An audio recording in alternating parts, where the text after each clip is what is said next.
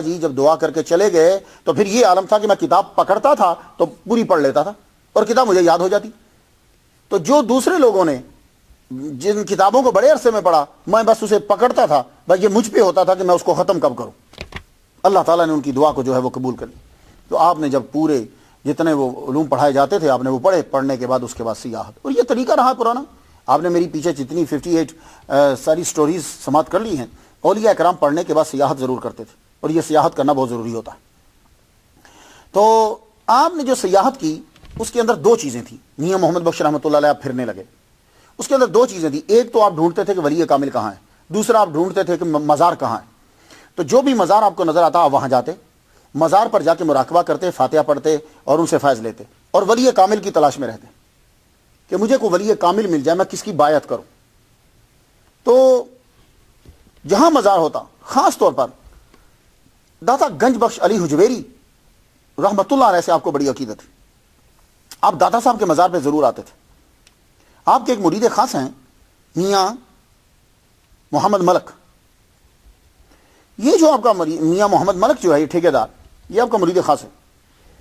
اس کو آپ نے کتاب چھپوانے کے لیے بھیجا, شریف فرحات کتاب تھی, چھپوانے کے لیے جب بھیجا تو یہ کہتے ہیں کہ میں تقریباً 3-4 ماہ ان کو قیام کرنا پڑا یہاں موری دروازے کے پاس. تو کہتے ہیں کہ جب میں داتا صاحب کی قبر پہ جاتا تھا تو مجھے بڑا سکون ملتا تھا. تو جب یہ بات بتا رہے ہیں میاں محمد بخش رحمۃ اللہ علیہ کو تو وہ کہنے لگے ہاں, اس کی وجہ جانتے ہو کیا ہے؟ اس کی وجہ یہ ہے کہ میرا ان سے بڑا تعلق ہے. تو میاں محمد بخش رحمۃ اللہ علیہ کا داتا گنج بخش حجویری رحمۃ اللہ علیہ سے بڑا گہرا تعلق تھا. اس کے علاوہ بھی آپ مزارات کو جو ہے مزارات پہ جاتے. یوں ہی تلاش جاری تھی مگر منزل نہیں مل رہی تھی. ایک دن آپ نے استخارہ کیا, یا اللہ مجھے پیر کی ضرورت ہے, مجھے مرشد ملا دے, مجھے مرشد ملا دے. اور یہی طریقہ میں بتانا چاہوں گا, جتنے لوگ میرے اس لیکچر کو سننے کے بعد مجھے میرے پیج فیس بک کے اوپر میسیج بھیجتے ہیں کہ ہمیں مرشد کی تلاش ہے, استخارہ کیجیے, اللہ تعالیٰ سے دعا اللہ پاک ہمیں راہبر کوئی عطا فرما دے, تو ضروری خواب میں آپ کو اشارہ ضرور ملے گا, کہیں نہ کہیں رہنمائی ضرور ہوگی آپ کو.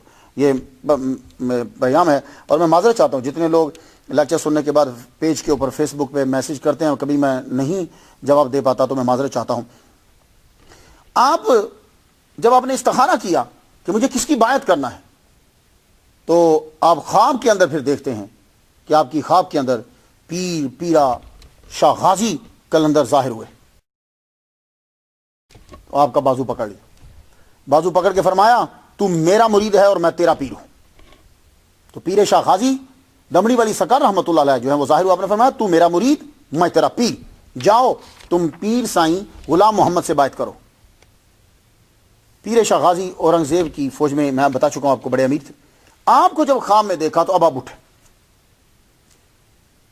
سیدھا پہنچے پیر سائیں غلام محمد رحمۃ اللہ علیہ کے پاس. آپ جانتے ہو یہ پیر سائیں غلام محمد رحمۃ اللہ علیہ کون ہے؟ یہ مرید ہیں حضرت بدو عبدال رحمۃ اللہ علیہ کے, اور یہ مرید ہیں پیر حاجی بگا شیر رحمۃ اللہ علیہ کے, اور یہ مرید ہیں پیر شاہ غازی قلندر دمڑی والی سرکار رحمۃ اللہ علیہ کے. اب آپ کو سمجھ آ گئی. تو جب آپ ان کے پاس پہنچے تو یہ اپنے مرشد سائیں غلام محمد جو ہیں یہ بڑے امیر آدمی تھے, تو امیری میں فقیری کی سب کچھ انہوں نے چھوڑ دیا. تو اپنے پیر حضرت بابا بدو کے ہی در پہ ہر وقت رہتے تھے میاں محمد بخش رحمۃ اللہ علیہ کے.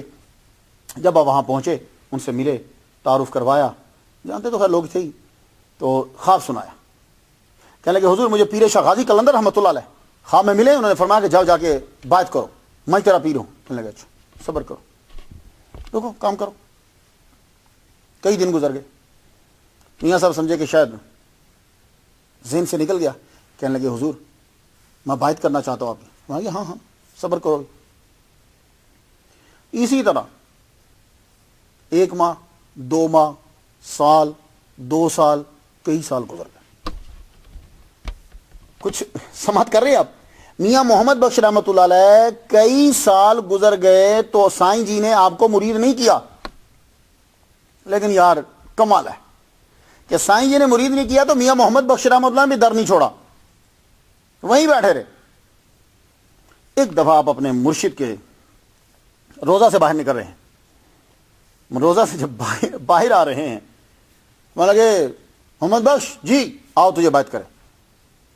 بیعت کرا اور بیعت کرنے کے بعد ہی فرمایا، چیزیں تو طے ہو چکی ہوئی تھی، فرمانے لگے جاؤ کشمیر روانہ ہو جاؤ، اور کشمیر پہنچ کر تمہارا کچھ حصہ وہاں ہے، قطب مدار شیخ احمد ولی رحمۃ اللہ علیہ، جاؤ ان سے جا کے ملاقات کرو۔ ٹھیک ہے مرشد، ایک کمبل تھا پاس، کمبل لیا، چل پڑے کشمیر کی طرف روانہ ہو گئے۔ مرشد کا حکم آ گیا، کشمیر کی طرف پہنچے۔ اب جب آپ اس جگہ پہ جا رہے ہیں جو آپ کو جگہ بتائی گئی ہے جہاں شیخ احمد ولی رحمۃ اللہ علیہ سے ملنا ہے، ہمارے مرشد جو ہیں جن کی ہم اولاد سے ہیں ان کا نام بھی سید شیخ احمد ولی رحمۃ اللہ علیہ ہے، کبھی ان پہ گفتگو کروں گا، آپ کو بتاؤں گا ڈیٹیل کے ساتھ۔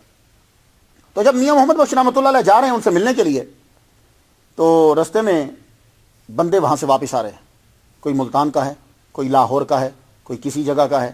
تو ملاقات ہوتی، کہاں سے آ رہے ہو؟ شیخ احمد ولی رحمۃ اللہ کو ملنے گئے تھے، 3 مہینے ہو گئے ابھی تک ملاقات نہیں ہوئی۔ یار ان کو ملنے گئے تھے، مجھے 1 مہینہ ہو گیا نہیں زیارت ہوئی۔ جو بھی ملے وہ یہی بولے زیارت نہیں ہوئی، لیکن آپ کے چونکہ مرشد کا حکم ہے آپ بڑھے۔ اس جگہ پہ پہنچ گئے جہاں شیخ احمد ولی قطب مدار رحمۃ اللہ علیہ کشمیر میں جس جگہ رہتے تھے، آپ گئے دروازے پہ، جب پہنچے پوچھتے ہوئے یہ مقام ہے، تو آپ دروازے کو یوں کھولنے لگے تو دروازہ خود ہی کھل گیا۔ سامنے نظر پڑی کہ صحن کے اندر ہی ایک نوجوان جو ہے وہ لکڑی کے تخت کے اوپر بیٹھا ہوا قرآن مجید کی تلاوت کر رہا ہے۔ اس نے یوں نظر اٹھا کے دیکھی، تلاوت کو سٹاپ کیا اور بلا لیا، میاں محمد بخش رحمۃ اللہ علیہ کو بلایا، تشریف بھائی اندر آ جائیے۔ اندر بلایا، خود ہی بول پڑا، میں جانتا ہوں آپ ملنے کے لیے آئے ہو شیخ کو، لیکن میں یہ بتا دوں کہ شیخ کب آتے ہیں، گھر تو یہی ہے۔ ابھی یہ بات ہو ہی رہی تھی کہ شیخ احمد ولی رحمۃ اللہ علیہ ایک دم سے جو ہے وہ ظاہر ہو گئے، ساتھ ان کے ایک آدمی ہاتھ میں عصا پکڑا ہوا، سیدھا وہ میاں محمد بخش رحمۃ اللہ علیہ کے پاس آئے۔ میاں محمد بخش رحمۃ اللہ علیہ آگے جھک کر جو ہے وہ ان کے ہاتھ کو بوسہ دیا اور بتانے لگے کہ میں کہاں سے آیا ہوں، کنہوں نے مجھے بھیجا۔ فرمانے لگے اچھا، ہم مسکرائے، جیب میں آپ نے ہاتھ ڈالا، چند سکے نکالے اور فرمایا آپ کے نالین جو ہیں وہ ٹوٹ چکے ہیں، جائیے یہ نالین خریدیے کیونکہ یہاں ذرا گندگی ہوتی ہے۔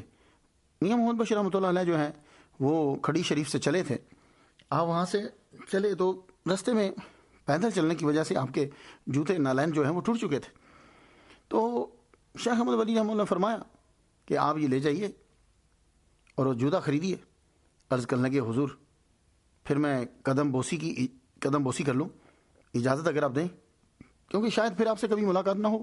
فرمانے لگے نہیں، ابھی آپ جاؤ، آپ کا فیض شیخ نور الدین رحمۃ اللہ علیہ کے پاس ہے، آپ وہاں کچھ رکو، کچھ کام آپ کے یہاں ہیں آپ کرو، اور جب جانے لگو نا تو پھر آنا۔ تو کہا حضور ملاقات ہو جائے گی؟ فرمانے لگے جب تم یہاں آؤ گے ہم آ جائیں گے، اور کچھ فیض جو ہمارے پاس ہیں تب تمہیں دے دیں گے۔ آپ نے وہاں سے اجازت لی، گئے، آپ نے جوتے خریدے اور پھر مزارات پہ جہاں آپ نے جانا تھا مزارات پہ جاتے رہے۔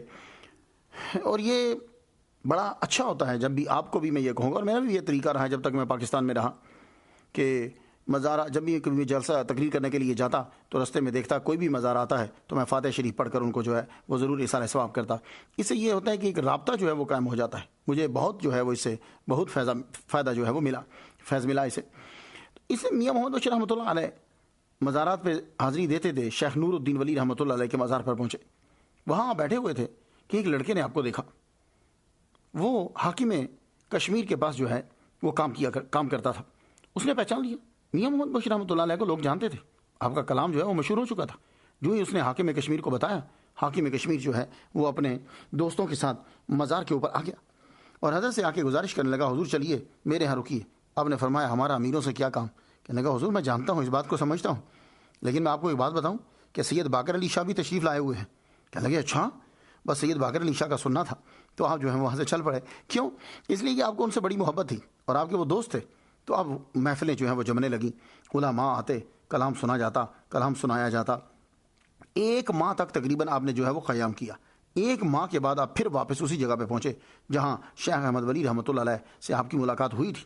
تو قطب مدار شیخ احمد ولی رحمۃ اللہ علیہ کی جگہ پہ جب آپ پہنچے تو وہی بالکل کیفیت، جو ہی دروازے کو ہاتھ لگایا دروازہ کھل گیا، اندر وہی لڑکا بیٹھا ہوا قرآن مجید کی تلاوت کر رہا ہے۔ اس نے آپ کو دیکھا، تلاوت جو ہے وہ موقوف کی، اس نے روکی، اور اس کے بعد جب تلاوت اس نے روکی تو ابھی تھوڑی دیر ہی گزری ہے کہ شیخ احمد ولی رحمۃ اللہ علیہ حاضر ہو گئے۔ آپ نے میاں محمد بخش رحمۃ اللہ کا ہاتھ پکڑا اور اندر لے گئے. ہاتھ پکڑا اور پکڑ کے حجرے کے اندر لے گئے اور بند کر دیا جا کے. حجرے کے دروازے کو بند کر دیا. اب بیٹھ کے جو ہے وہ گفتگو ہونے لگی. گفتگو ہو رہی تو تھوڑے ہی عرصے کے اندر توجہ ڈالی اور آپ نے جتنا ان کا حصہ تھا میاں محمد بخش رحمۃ اللہ علیہ کو عطا کر دیا.